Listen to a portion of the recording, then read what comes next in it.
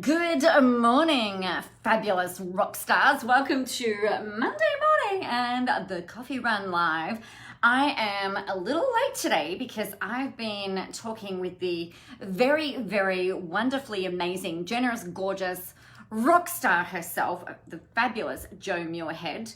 And we were jamming on all things into the spotlight, but more than that.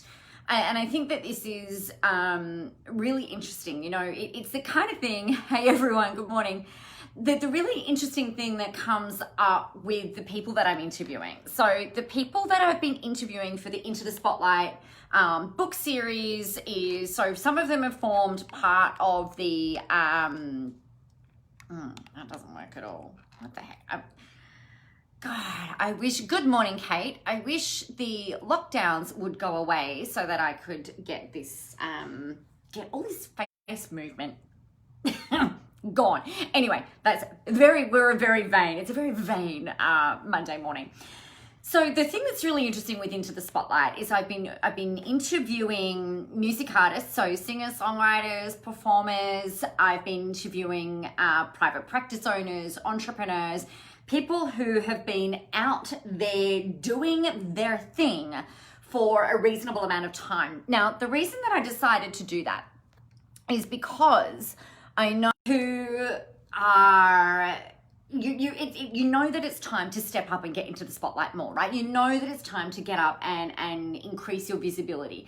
The thing that's really important is to understand that if people don't know who you are, then it's going to take a hell of a lot longer for them to get to, wow, well, they won't even know who you are. If they don't know who you are, they can't buy from you. Let's be real about that. If they don't know who you are or what you're about, they can't get to know you. They can't build relationships with you. If they don't know who you are, then you won't even appear in their newsfeed. So the things that we've got to be doing is really change the way that we think about social media, the way that we think about marketing, the way that we think about getting out there. Now, the common link with every person, like without exception, actually, with every person who I have interviewed throughout this series, the thing that ripples through, the common link with everybody, is that they all have maybe 2 or 3 key things that they use and have drawn upon in order to get out there. And the first thing that is so lovely to hear every single time is that they have to divorce themselves almost before getting out there, particularly in the early days, right? So what this means to me is that they show up and they're thinking about you.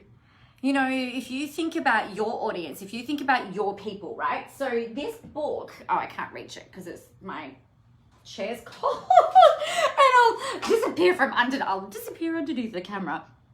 Into the Spotlight, I didn't write Into the Spotlight for me, right? I know all the stuff Into the Spotlight. I wrote Into the Spotlight for you. The reason that I built the reason that I built my website is to house the content that I've created for you. So the reason that I put the things up on social media is for you. I know this stuff, right? So it's in order to help you. It's to help you either take action. It's to help you get to know me. It's to help you take a step forward. The main thing that I put out my social media for is to help you get results in advance, right? And what's really fascinating with all of the people that I've spoken to is that they all say when they've got days, they have days where they're not feeling it, where they have days, and we all have them, where we don't feel confident. We all have days where we're like, fuck this shit, I don't want to play anymore. We all have days where we doubt our own ability. We all have days where we might worry about what our peers are thinking or saying about us. We all have days where we worry about the competition. We all have days where we get caught up in our own heads around what if they take things this, what if somebody takes this the wrong way? What if somebody gets offended? What if I say the wrong thing and quote the wrong statistic? What if I show up and I look like a dickhead? What if I get Like, what if people look and see what it is that I'm doing and they're like, oh my God, she's really full of shit. You know, what if I show up and I say the same thing that somebody else is saying? What if I show up and people think that I'm copying them? What if I show up and people think that I'm copying them? What if I show up and, you know, we all have those issues at various different times. Now, the way that I see it is this: there's a few different levels that we kind of work through. That as business owners, as entrepreneurs, as people who need to become intensely passionate, you all need, if you're not already, you all need to become intensely passionate about who it is that you serve and who it is that you want to help. And this is the thing that will get you past that. All of those things that we've just said will help divorce you and divorce yourself from the fears, the worries, the anxieties, the what ifs, the doubts, the self-flagellation, all of that, and say, you know what? Who is it that I need to help today? And this is the second thing that every person has said, is that the way that they think about what they do, whether it's a performance, whether it's to a stadium filled with people, whether it's to an intimate, more of an intimate setting, whether it's to social media, whether it's to a page, whatever. They don't show up to try and please the crowd, number one. Number two, they don't show up because it's all about them. What they do is they think about just that one person in the audience that needs to hear or listen to them and hear what it is that's being said, or hears what it is that's being sung in the case of the performers.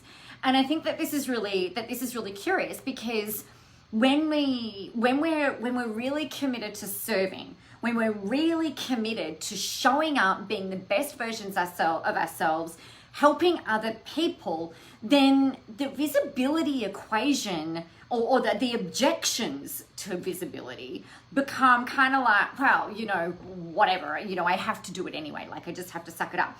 Now, this doesn't mean that you go through and you do the mechanical kind of process where it's like, okay, Nicola, I'm going to go and put up 4 picture quotes that have no substance, but right, that you've just gone and ripped off the Google.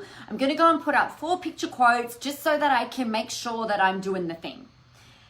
It's not going to work, right? Social media is not going to work for you. Your visibility efforts are not going to work. You stepping into the spotlight are not going to work if what you're putting out there has no strategy, or if it has no personality, if it has none of you in there. So Joe and I were having this conversation, and the interview will actually go live, probably go up later on this afternoon, actually, by the time it's done its thing and it's transcoded and it's up in the website and all that kind of thing.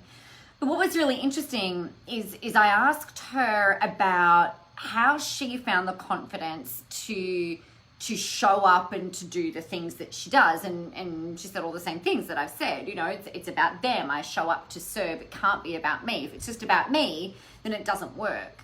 And I think that's the key, right? It's finding the cross section.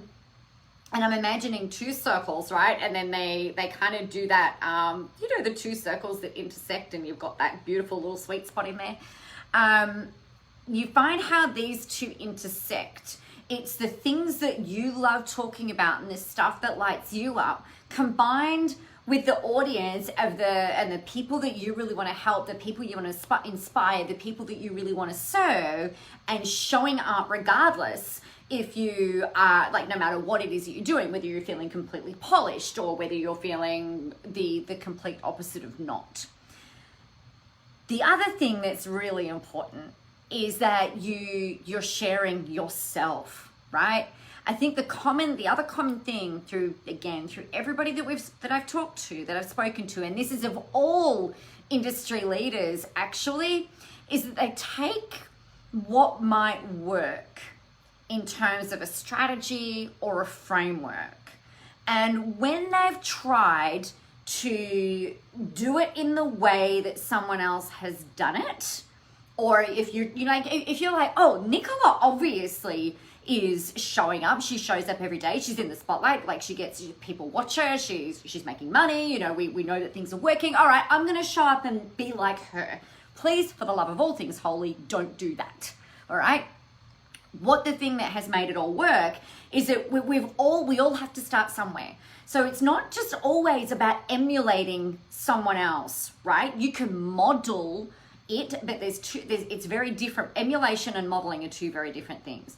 So emulating somebody else is kind of like me looking at Pink, for example, or Gwen Stefani or Robbie Williams or Lady Gaga or anyone who is obviously an entertainer, who obviously has a very distinct, to me, a very distinct style, a very distinct way of being. And I'm like, oh, they're amazing.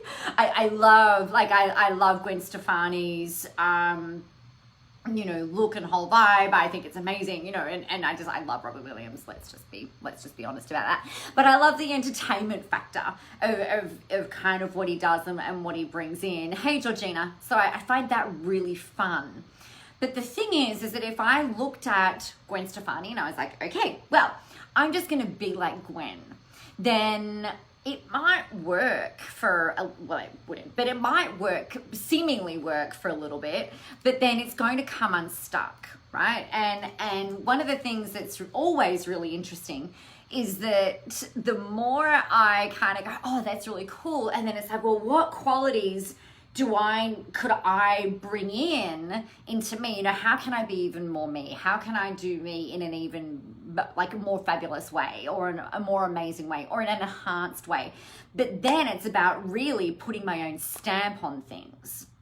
And I think that's where it comes into self-mastery, right? So the first thing that you've got to know, though, is that so many people think that the way to make this visibility piece and into the spotlight stuff, the way to make things work is by going straight to the tactics, by going and putting up a slew of posts because that's what Nicola told me to do, or by doing a daily live stream because that's what Nicola told you to do. The thing is that if you're just going straight to the tactical implementation, it won't work as well, and it's likely to not be sustainable for a long period of time.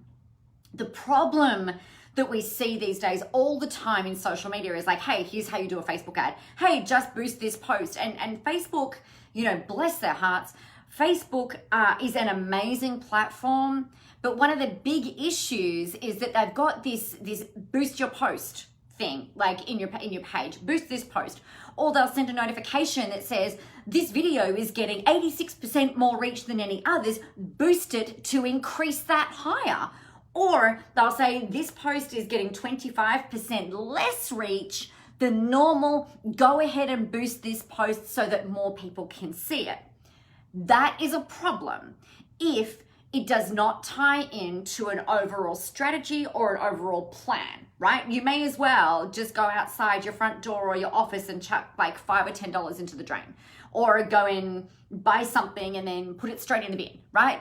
Because if it's not tying into an overall strategy, then you're wasting money. You might give it to me, buy a book, I don't know, go donate it, go do something else with that $10. The reason for this is this. The people who are watching, the people who are listening, the people who are reading your stuff aren't necessarily going to respond more just because it comes up again in their feed. It doesn't mean, though, that they're any less engaged, right? So just because you don't get the likes on your pages, the likes on your posts, the comments on your stuff, the shares, whatever, it doesn't mean that your stuff is no good. Right? But perhaps it means that maybe you've gone and the converse to that is that I know some people have incredibly high engagement in their pages and they're making no fucking money, right? Because they've bought that engagement. Maybe their content's amazing, but their marketing strategy sucks, or their sales strategy sucks, or they're not selling anything, or they've got money shit. Like who knows what that issue is? Like, I don't know. But you can't. Those statistics, those measures are not the things to hang your hat on, right? The things that you really want to remember that actually work is you being you, right? For a start. So it's not about trying to emulate somebody else. You might see when you go and watch these interviews that are part of the book, you will, which are all on my website, by the way. They're just kind of tucked away. I haven't got them all out there for all and sundry just yet, but they are in there, and you do get the links in there. The links are in the book, and they come through via email and yada yada yada. With the Into the Spotlight interviews, you might see those interviews. Oh, well, you will see those interviews, and there will be some people who you are like, wow, that person is so inspiring. Like, I love the way that they deliver. I love how, kind of how chilled out they are and relaxed, or I love how, engaged they are, or, like leaning in, whatever it might be, how they look. It could be how they sound. It could be how they're being. It could be how they're holding their body. It could be anything. It doesn't matter. You will see people in there that you're like, oh my God, I wish I was more like that. What I'd encourage you to do is like not go, all right, well, very obviously, such and such a person is very successful, so I'm going to go and do that. I'm going to go and be like them. Is the worst possible thing that you could do. It really is the worst possible thing that you can do. The best thing that you can do is go, all right, what do I need to do to cultivate and create my own sense of self-confidence? What do I need to do to grow and cultivate my own sense of certainty? Because it's certainty. Certainty almost has and you guys like weigh in. Let me know what you think about this as well. Because to me, certainty has a different magnetism than perhaps confidence, right? So certainty is where I can sit here and I'm like, I know that this stuff works. I know that this does. You can try and argue with me all you like, but like, I don't really care because, this is, I know this works. I know this inside out. I have got that sense of certainty. You can have your own opinion and that's totally fine, but I know that this is the shit. Yeah. That's, just unequivocal. It's also an inner sense of certainty that has grown over the years where I know exactly who I am. I know exactly the best way to leverage me, right? So for you, that's something that you can't, conviction. Yeah, Eliza, great. Yeah. Conviction is absolutely, I would marry that with, well, not marry that, but yeah, very similar to certainty, right? It's just like, this is how it is, versus confidence can be, I don't know, it can almost be kind of cocky, which is not like, not that there's anything wrong with that, but confidence and certainty are two different things. So to me, it's like confidence almost comes with that sense of certainty, that sense of conviction, Eliza, like you said. So what can you do first and foremost to really kind of hone that? Because that comes from here and that has a different magnetism to what, like often confidence, people will talk about faking it till you make it and that sort of stuff. And to me, it just, I don't know, maybe you do that a little bit in the start, but I'd rather than that faking it till you make it bit, it's like just show up and be you and let people know, right? So for instance, how's this as an example? So a working example, I know a lot of people get really worried, concerned, nervous, apprehensive, all of those really cool words when it comes to doing a live stream, right? And part of the reason for that is this. You'll go, all right, I'm going to go and do a live stream. What the fuck am I going to talk about? And you'll sit and you nut out what you're going to talk about. And that's really important for when you're starting out. That's often an easier way for you to just start is by having a bit of a content plan or having a poster. I'll do this a little bit where, or I used to, particularly for my blogs and stuff, I'd have a post-it note sitting here and I would go through like the framework, right? So frameworks can be really, really helpful. But often it's like, okay, instead of faking it till you make it, just do something like press play and talk about something that you are having an issue with. It might be a supply. In Joe's instance, one of the things that she started with was this big rant on why she hates Telstra, right? And how freaking hard it is to be in private practice, and you've got to have these annoying conversations with external suppliers who you have no sense of control with, and blah, blah, blah, blah. So that started off her whole live stream series. I remember with my blogs and things that I used to do, I used to be so proper, right? And you know, in my version of the world, being proper, I was so professional, I was so polished, I was so prepared. Polished and prepared were my middle names. And I'm professional, polished, professional, and prepared. We had the 3 Ps going on. So we could probably build a model out of that. But the thing with this is that often the best way for you to start is to think of something that you're passionate about, that you're excited about, and just start talking, right? Or just start writing in whichever way, shape, or form. It doesn't have to be any length of time. It doesn't have to be any length of words. It's just about you kind of like building the muscle. And that will make your ability to communicate will flow in a much better and more easier way the more you practice it, right? As we know, we all know this, yeah? So if you're feeling invisible, the first thing that you need to do is find that inner sense of certainty, that inner sense of conviction.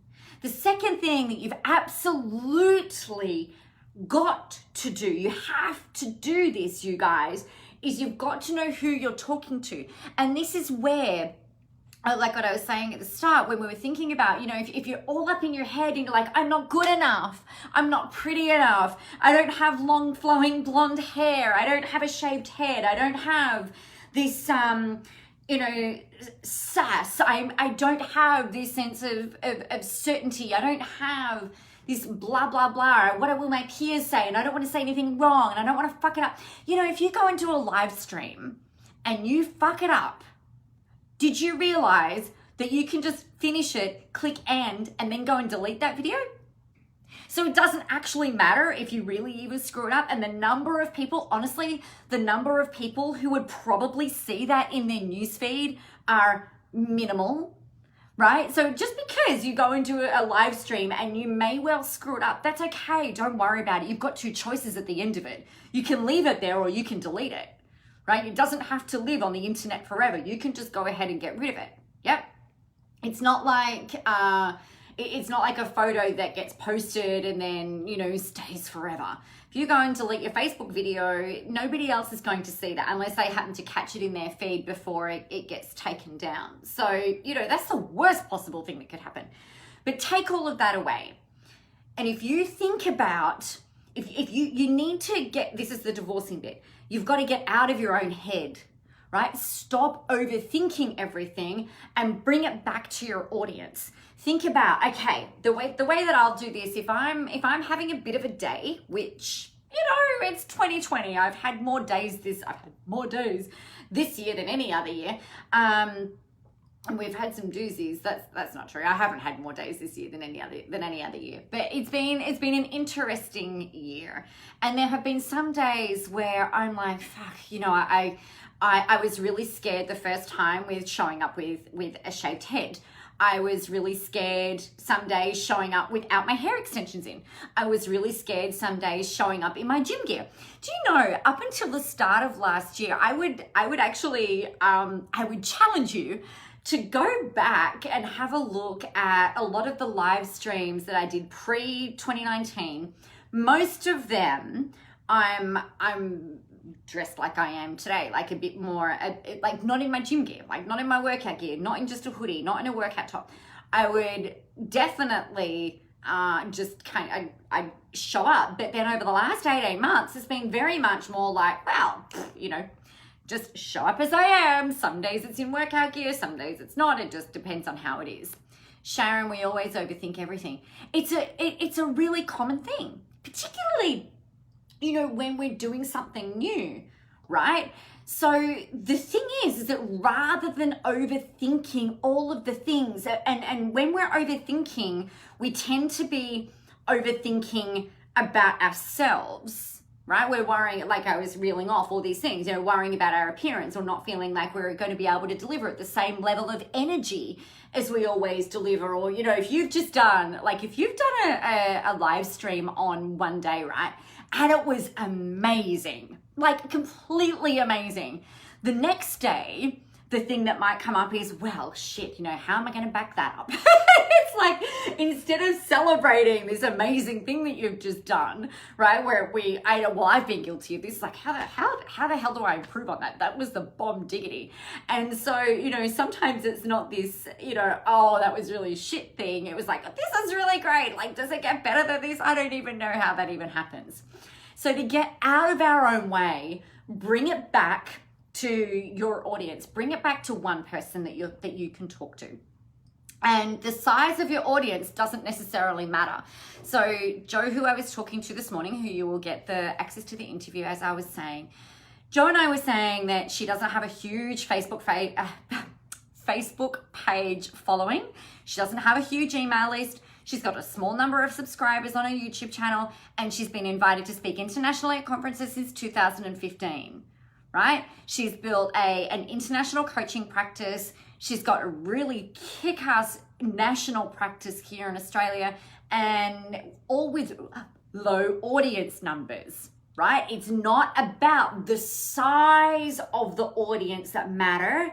It's about who you're talking to and connecting with them that matters. Sharon, the more I do lives, the better I'm getting. Not so much more professional, but definitely more relaxed and more me. Perfect. Congratulations. That's amazing. And that's the key, right? So we've got to get out of our own way, and we've all got to start somewhere. So maybe your first live stream is going to suck. Maybe the first 20 live streams will suck. That's okay.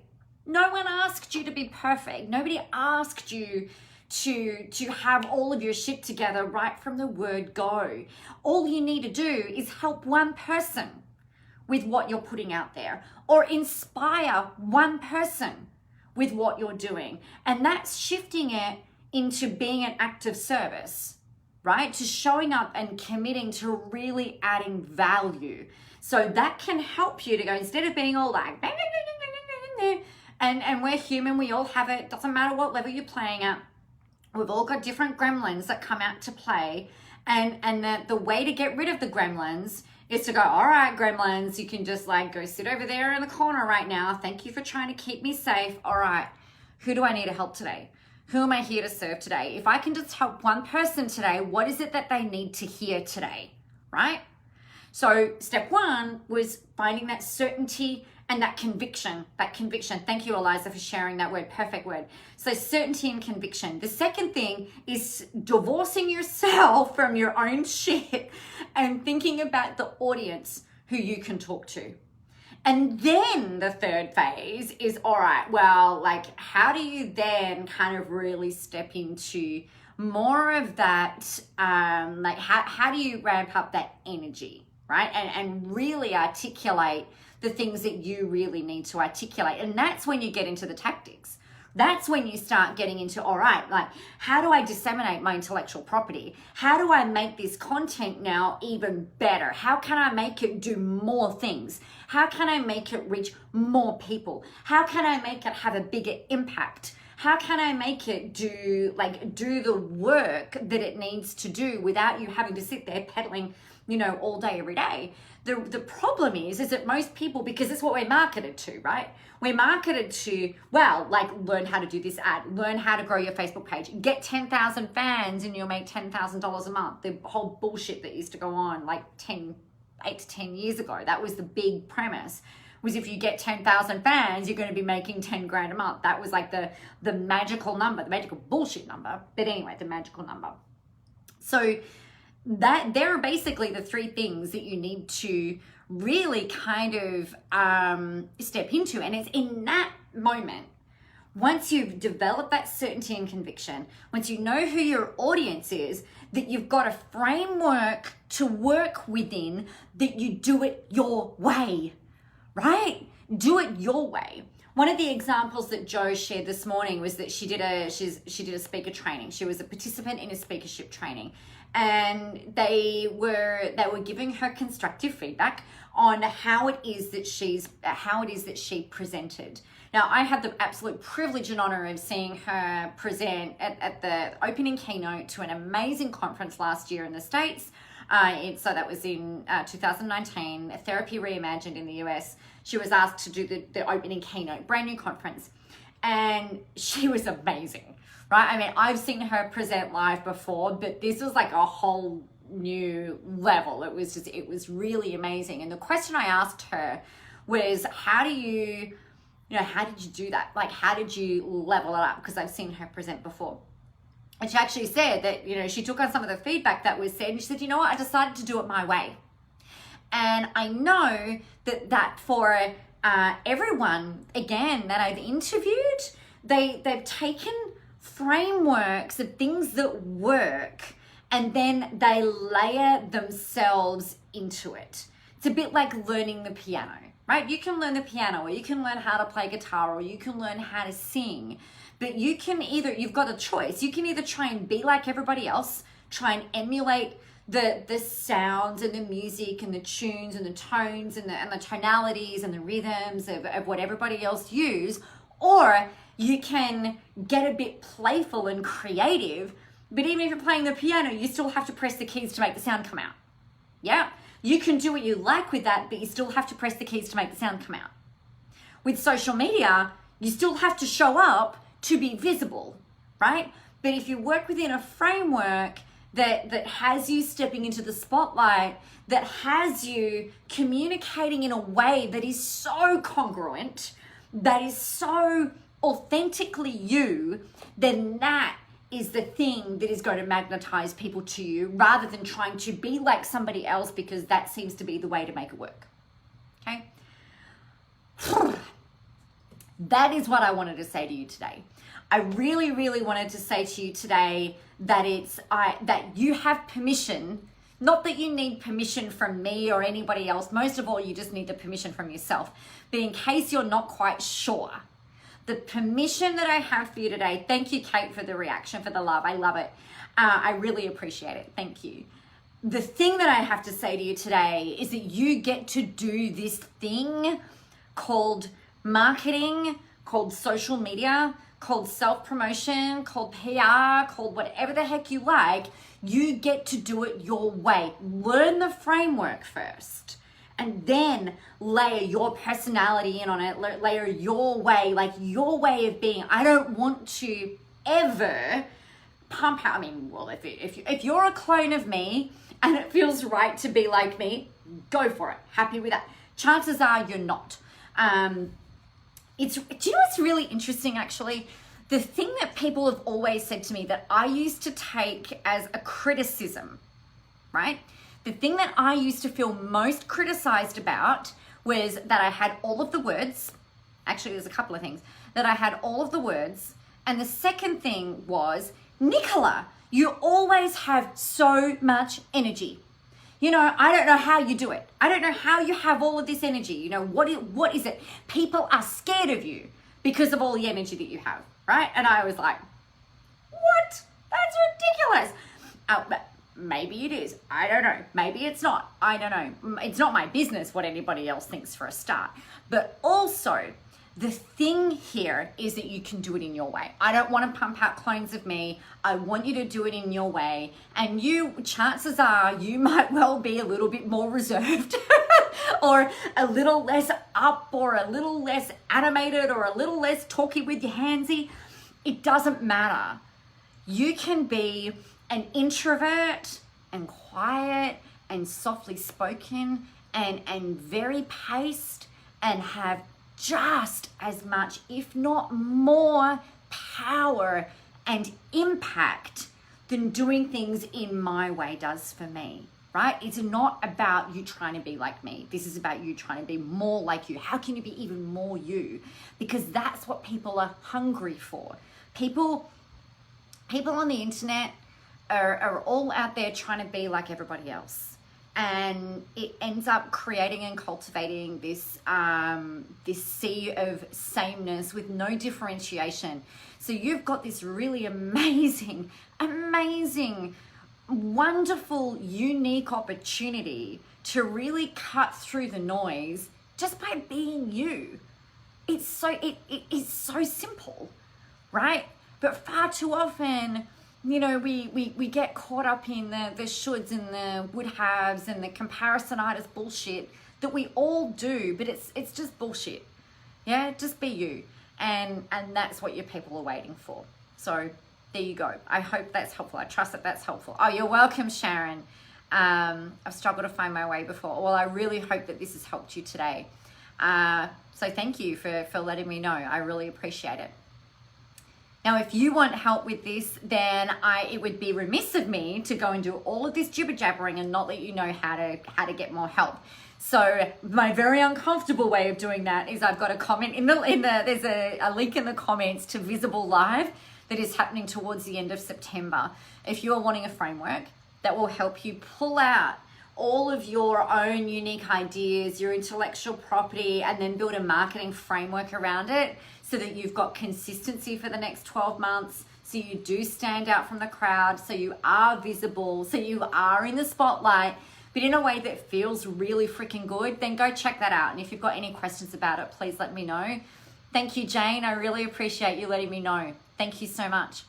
The link to Visible Live is, of course, get this, the link is nicolamoraz.com.au/rockstar, because you are a rock star and it's time that the world saw it.